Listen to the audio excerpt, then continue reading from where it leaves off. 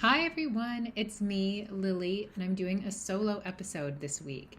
And what I want to talk about is setbacks, or a wobble, as Sarah has called it, which I really like because it gives it a bit of a lighter tone, and a setback can feel like an emergency, like as if we've somehow gone back and lost some of our progress, which is not true. So, you've had a setback, you've had a wobble, or a hiccup in your recovery, in your well being journey. And for me, as much as I know that they are the rule, not the exception, I still don't love them myself. I have had, very long periods of feeling very present and peaceful and in flow. And then I'll have a wobble, you know? And it's this, Claire Weeks had written about this, the contrast between the hope and the peace that you experience in a good period and this renewed suffering when you have a wobble can make it seem unbearable. Sari has used the example of when you take a long break from drinking soda and then you go out to eat and you order a Coke and you drink it and it's so sweet. You'd gotten used to the taste when you drank it every day, but then you didn't drink it for a few months and you had it. It's like, wow, you forgot how sweet it was. It can almost be shocking.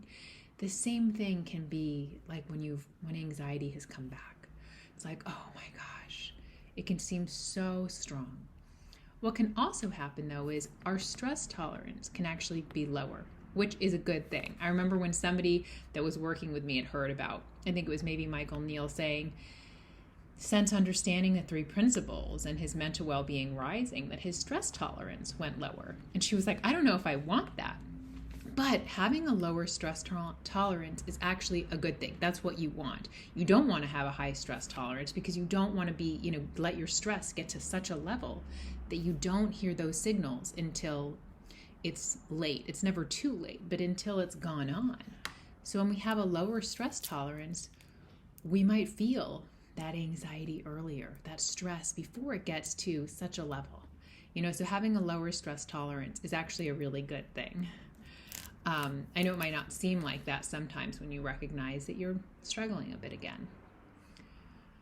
And for me personally, when I've had times when I've been more anxious, I find that I judge myself.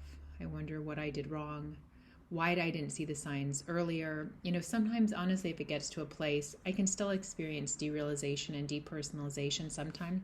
Sometimes it's rare. It's maybe, I don't know. I feel like I experienced last year and then again a year later.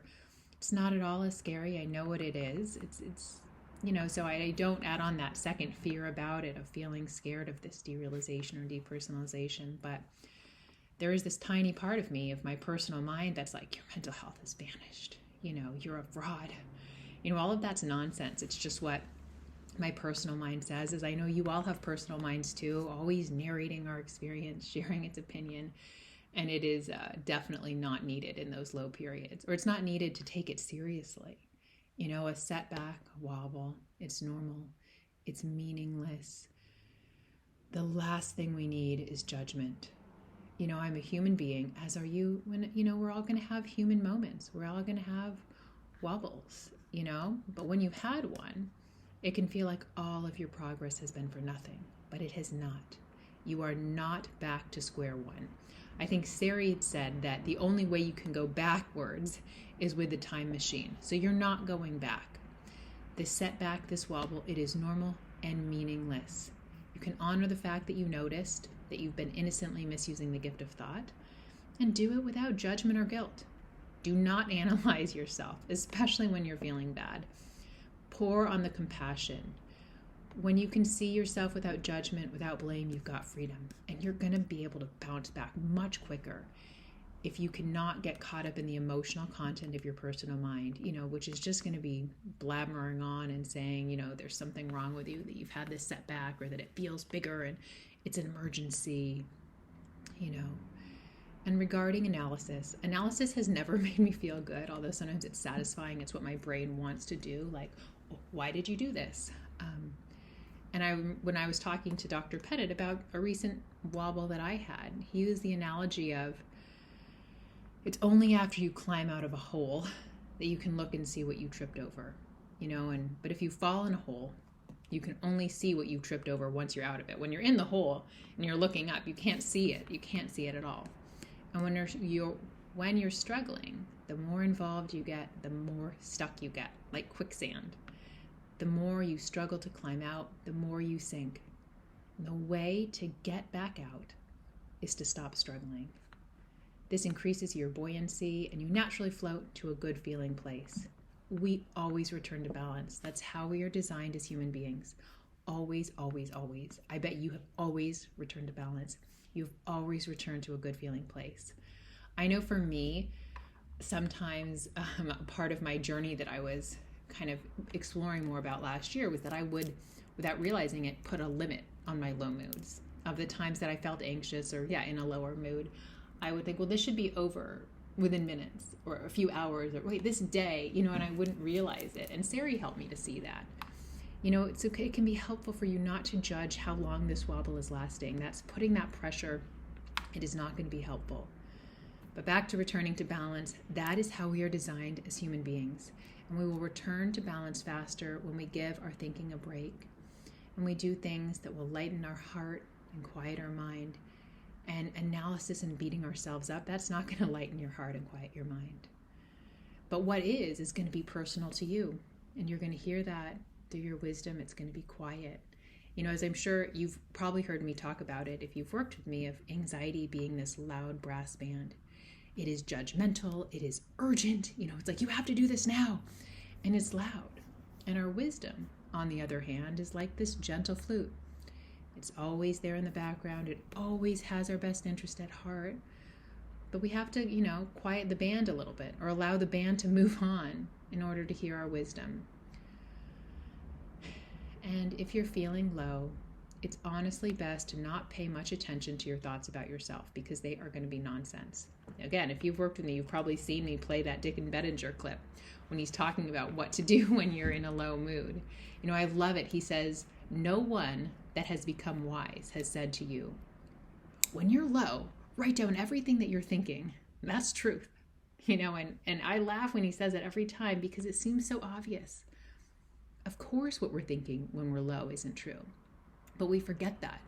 We can think because we feel something so strongly, it must be true. When we've had a setback, our personal mind is just going to have a field day with it. It's going to say all this stuff, about ourselves that's not true. And Dickon in that clip that, if I haven't showed it to you, email Sari and I will send it to you. It is under 3 minutes. It's one of my favorite clips out there. I love it. I play it for somebody almost every day. Where was I going with that? Oh, he says that Sydney Banks says, when you're feeling bad, pay no attention to what you're thinking.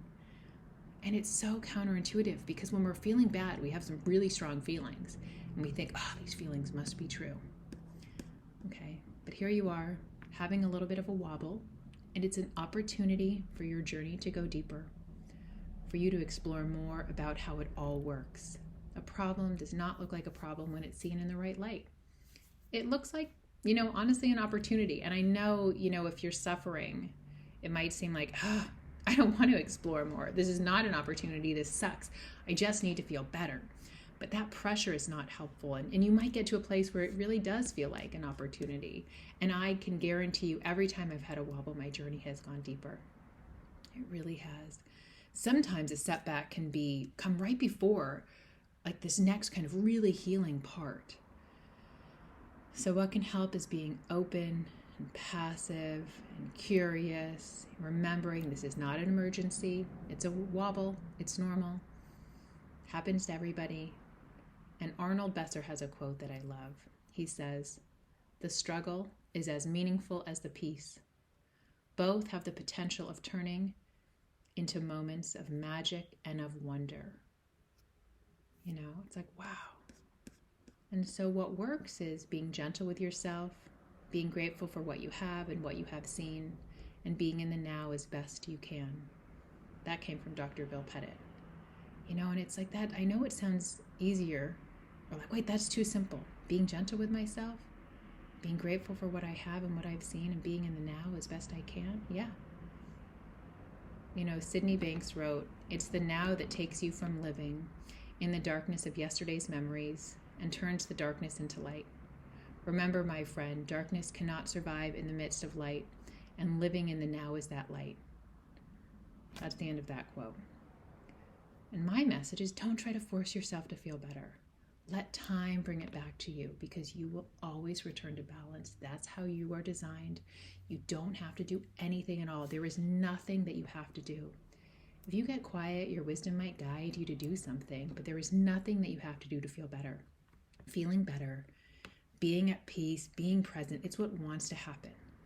Look ahead to the peace of recovery and let time take you there, knowing that that is your future. Feeling good is in your future. So I hope this was helpful. And, and I know it's really helpful when I hear people that I look up to, not at all saying you all are looking up to me, but when I've heard Sari talk about it, or Michael Neal, or Dick and Bettinger, Bill Pettit talk about their human moments, I'm like, oh, okay. Because there's still this part of me that thinks you suck.